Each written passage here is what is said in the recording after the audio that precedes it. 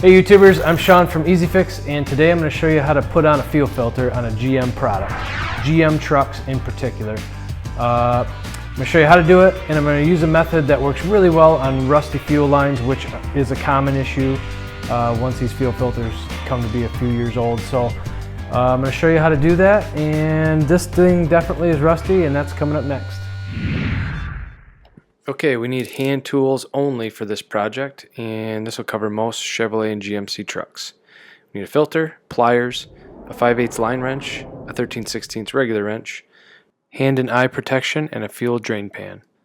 On this project we need some extra tools, zip ties and zip tie cutters. So let's get started.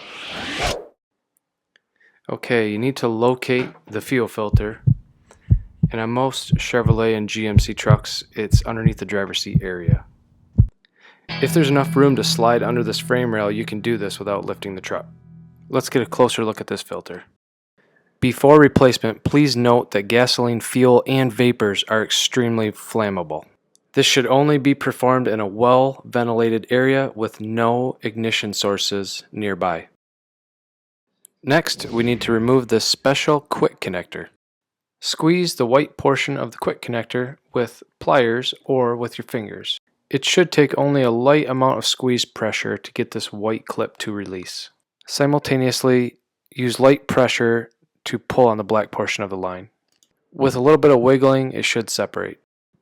Place your drain pan under the filter. You're going to get about 2 to 4 ounces of raw fuel here.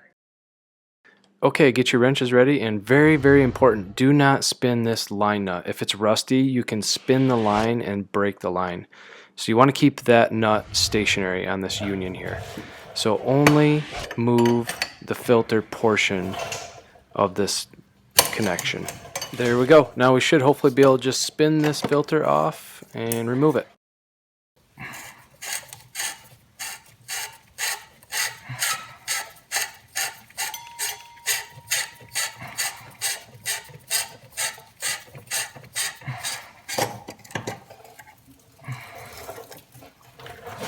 Okay, once everything is close to drained, we can reverse the process. Step 1, make sure the new filter is a perfect match to the old.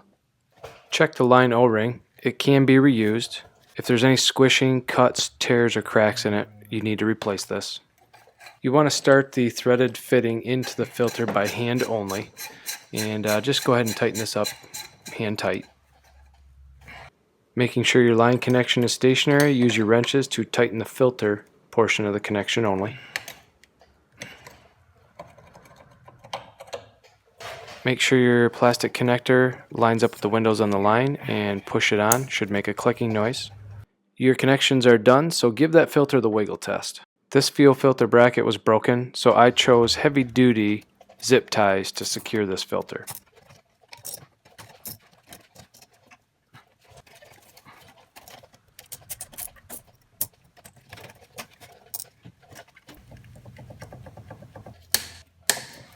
There you go, your fuel filter replacement is complete.